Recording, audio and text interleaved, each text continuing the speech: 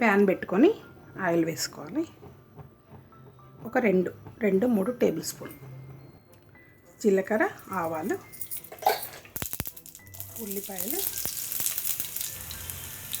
పసుపు, half tea spoon అల్లం వెల్లుల్లి పేస్ట్,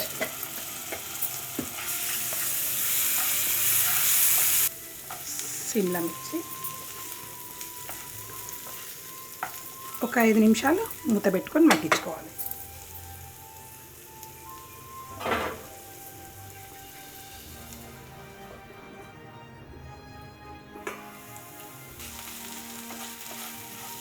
ఒక 3-4 మినిట్స్ అయినాక కొంచెం మగ్గుతుంది.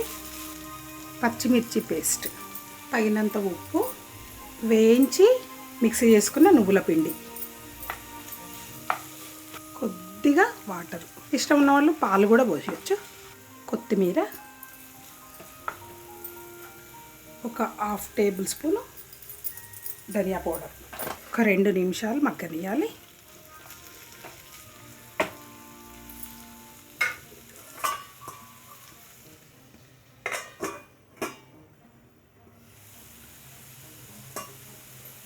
సిమ్లా మిర్చి కర్రీ రెడీ. సిమ్లా మిర్చి కర్రీ రెడీ.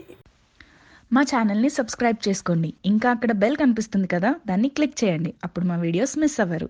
Thank you.